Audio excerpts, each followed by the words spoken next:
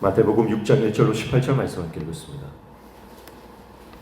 이스라엘 종교 지도자들은 하나님 앞에서가 아니라 사람 앞에서 자신의 신앙을 과시했습니다.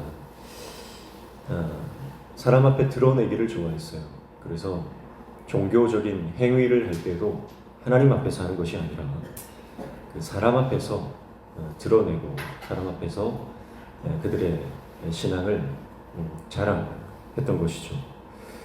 물론 이제 사람들이 그것을 보면 그들의 신앙이 좋다 이렇게 생각했겠지만 그들은 그 마음의 동기가 하나님을 향한 사랑 때문이 아니라 자기 자신의 의를 드러내고 인정받고 존경받기 위한 그런 동기로 사람들 앞에서 그들의 종교적 행위를 나타냈던 것입니다.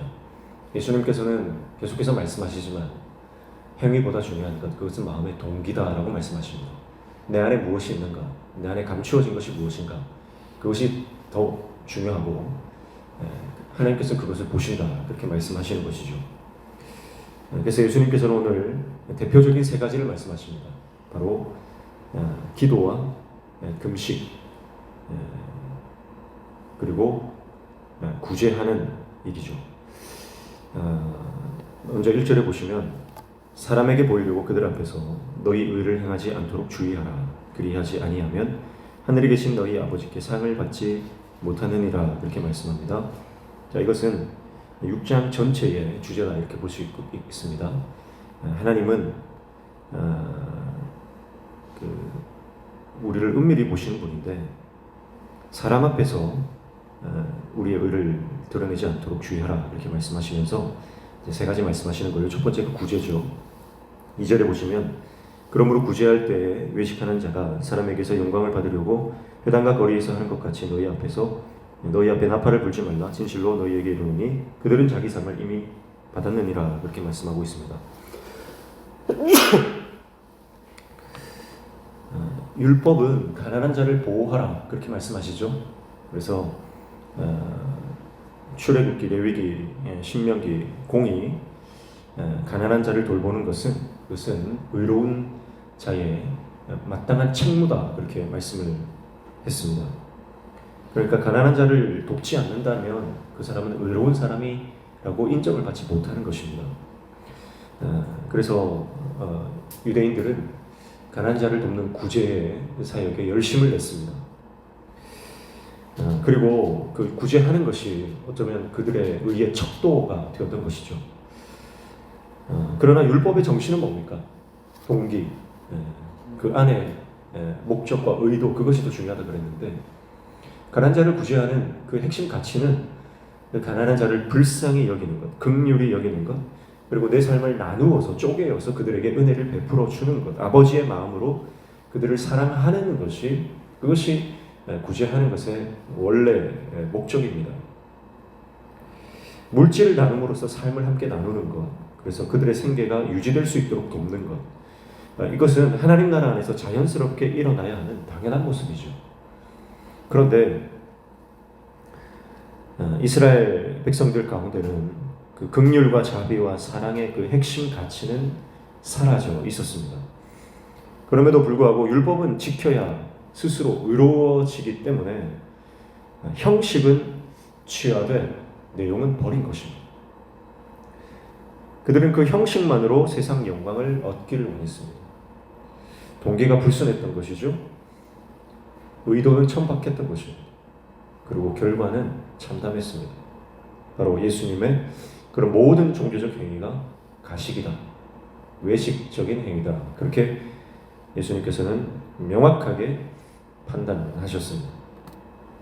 그리고 이렇게 말씀하시죠. 그들은 이미 자기 상을 받았다.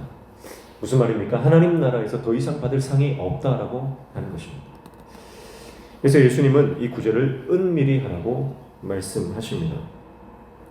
3절이죠. 너는 구제할 때 오른손이 하는 것을 왼손이 모르게 하여 4절 내 구제함을 은밀하게 하라. 은밀한 중에 보시는 너의 아버지께서 갚으시리라. 이렇게 말씀하고 있습니다. 기도와 금식에도 동일하게 적용되는 가장 중요한 핵심 가치, 은밀하게 하는 것. 자, 여러분, 구제하는 것은 좋은 것입니다. 그러나 받는 사람 입장에서 누가 나를 도와주었다라고 하는 것을 아는 것은 별로 좋은 것이 아닙니다. 두 가지 의미에서 그렇습니다. 첫 번째는 특정한 인물에게로 감사가 가지 않고 하나님께만 영광을 돌리게 됩니다. 누가 나를 도와줬는지 모르는 경우에는 오직 하나님께만 그 모든 감사가 가는 거죠. 물론 우리는 사람에게 감사해야 할 줄 알아야 합니다. 그러나 구제할 때 익명으로 하는 것은 그 사람을 보호하는 일이라고 하는 것이죠. 그리고 만약에 다시 어려운 일이 닥쳤을 때 특정한 인물, 그 사람을 의지하지 않고 하나님께 기도할 수 있다라고 하는 것입니다. 그러니까 이러한 두 가지 측면에서 이것은 그 도움받는 사람을 보호하는 측면이 있다라고 하는 것이죠. 그리고 주는 사람 입장에서 어떻습니까? 내가 내 이름을 밝히지 않고 익명으로 내가 도와주었다라고 한다면 이것은 내 이름이 드러나지 않고 하나님의 영광이 온전히 드러나는 일이 되고요. 그리고 내가 도왔다라고 하는 생각을 내려놓게 됩니다. 자기의 이름을 드러내지 않는 것은 이것이 하나님께서 도우셨는데 나를 통로로 사용하셨다라고 하는 고백이 되는 거예요. 그래서 예수님께서는 은밀히 하라. 그래야 상을 받는다. 그렇게 말씀하고 계시는 것입니다. 자, 이것은요, 결국은 주는 사람이나 받는 사람이나 하나님과 더 가까워지는 결과가 되죠. 익명으로 할 때, 은밀히 할 때. 사람의 이름을 드러내지 않고 감추어 은밀히 하면 받는 사람이나 주는 사람이나 하나님과의 관계가 더욱더 친밀해지고 감사가 넘치게 되는 것입니다. 이것도 하나님과의 관계성을 가지고 있는 것이죠. 그리고 5절부터 15절까지는 기도에 대한 말씀입니다. 5절 보시면 또 너희는 기도할 때에 외식하는 자와 같이 하지 말라. 그들은 사람에게 보이려고 회당과 큰 거리 어귀에 서서 기도하기를 좋아하느니라. 내가 진실로 너희에게 이르노니 그들은 자기 상을 이미 받았느니라 말씀합니다. 네, 구제와 마찬가지로요. 유대인들은 회당과 큰 거리 어귀에서 사람들이 많은 보는 앞에서 기도했다는 것이죠. 드러내고 과시하고 자랑하고 인정받기를 원했다라고 하는 것입니다. 누구에게요? 사람에게요. 기도를 자기 영광의 수단으로 삼았다는 것입니다. 그리고 기도라는 것은 하나님과의 대화인데 이 하나님과의 대화를 주술적으로 주문으로 둔갑시켰습니다. 자, 이런 사람들이 하나님과 온전한 관계를 유지할 수 있겠습니까? 그럴 수가 없습니다. 기도를 자기 영광의 수단으로 삼았는데 어떻게 하나님과 친밀한 관계를 유지할 수 있겠습니까? 그들은 하나님과 관계 없는 자들입니다. 그래서 예수님은 어떻게 기도하라고 말씀하십니까? 골방에서 기도하라 말씀합니다. 그리고 중언부언하지 말라고 말씀합니다. 골방에서 기도하라고 하는 것은 은밀히 하라는 것이고 중언부언하지 말라고 하는 것은 의미 없이 시간만 때우지 말라는 것입니다. 하나님과 만나는 시간, 하나님과 대화하는 이 시간을 아무런 의미 없는 말로 시간만 때워서 많이 기도하면 인정받는 그런 모습을 버려라라고 하는 것이죠. 기도라고 하는 것은 하나님과의 인격적 만남이고 교제입니다. 그분과의 친밀한 대화의 시간입니다. 8절에 구하기 전에 필요를 미리 아신다고 말씀하고 있죠. 자, 구하기 전에 필요를 아신다. 기도하지 말라는 말입니까? 그렇지 않습니다. 이것은 하나님과의 친밀성을 강조하는 표현이죠. 마치 한 가정에서 부모가 어린 자녀의 필요를 자녀가 말하기 전에도 알고 있는 것처럼 하나님은 우리의 모든 것을 아신다는 것입니다. 그러나 그 어린아이가 부모에게 필요를 구할 때 부모는 기뻐하고 채워줍니다. 그런 친밀성을 말씀하는 것입니다. 그리고 기도의 내용까지 가르쳐 주시죠. 이렇게 기도해라. 우리가 잘 아는 주기도문의 내용이 나오고 있습니다. 먼저 기도의 원리에 대해서 말씀해 주셨고 그리고 기도의 내용에 대해서 소상하게 가르쳐 주십니다. 어떻게 기도해야 할지 친절히 가르쳐 주시는 선하신 예수님의 성품을 우리는 여기서 발견하게 됩니다. 주기도문은 또 따로 한번 다루면 좋겠지만 간단하게 요약하면 이렇습니다. 주기도문은 기도의 대상과 그리고 그분과의 관계를 말합니다. 그리고 그 관계 안에서 필요한 것을 먼저 구하는 거예요. 그리고 두 번째는 타인과의 관계입니다. 이 땅을 살아가는 이웃과의 관계입니다. 그리고 그 관계 안에서 필요한 모든 것을 구하는 것이죠. 이게 주기도문의 요약이라고 볼 수 있습니다.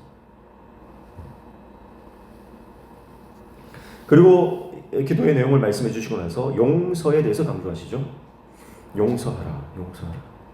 왜 용서하라고 말씀하십니까? 앞서서도 말씀했죠. 5장에 예배드리러 가기 전에, 하나님 앞에 제사를 드리기 전에 형제와 불화한 일이 있으면 반드시 화목해라, 그렇게 말씀하셨죠. 마찬가지입니다. 기도를 하기 전에도 용서 반드시 하고 기도해라는 거예요. 같은 원리입니다.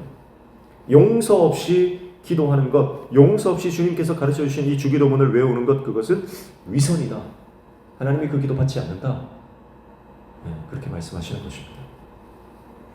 왜냐하면 하나님과의 관계가 틀어지고 인간과의 관계가 틀어진 상태에서 기도가 제대로 될 리가 없기 때문입니다. 그리고 16절, 18절 금식에 대한 말씀이죠. 16절 보시면 금식할 때에 너희는 외식하는 자들과 같이 슬픈 기색을 보이지 말라. 그들은 금식하는 것을 사람에게 보이려고 얼굴을 흉하게 하느니라.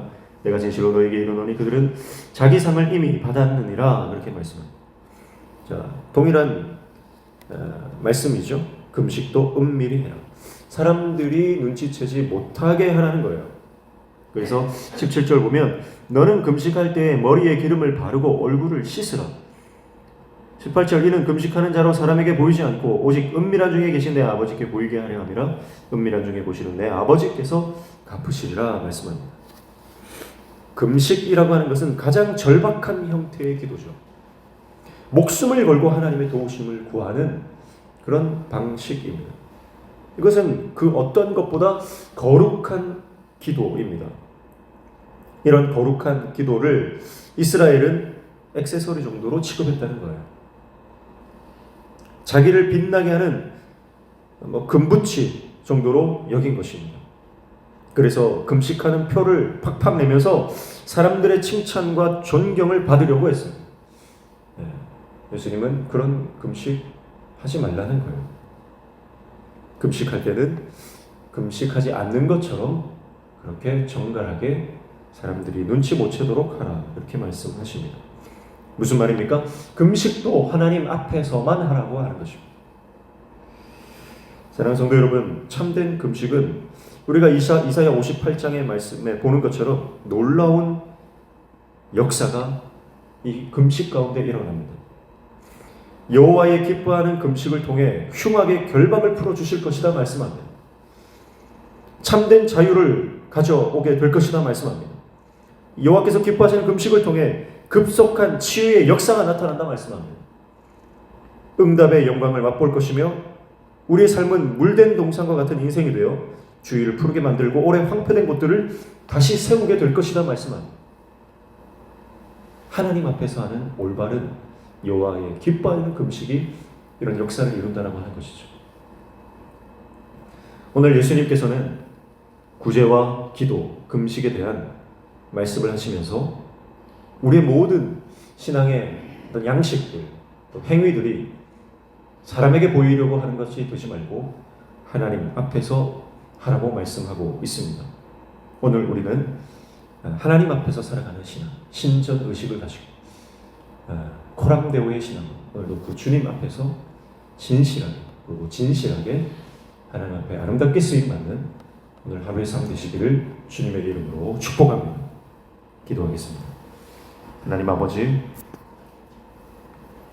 우리 안에 외식과 가식과 형식적인 것들을 다 벗어버리고 신앙의 잘못된 껍데기들은 다 떼어내고 우리 안에 하나님께서 기뻐하시는 진실하고 솔직한 그리고 순수한 신앙의 모습들로 채워져 갈 수 있도록 우리의 믿음을 붙잡아 주시고 우리에게 더 큰 은혜를 허락하여 주시옵소서. 그래서 이 땅의 상에 혈안이 되어 더 받으려고 노력하는 인생이 아니라 영원한 하늘의 상급을 바라보며 표대를 향해 달려가는 하나님의 종들 되도록 인도하여 주시옵소서. 예수님의 이름으로 기도하옵나이다. 아멘.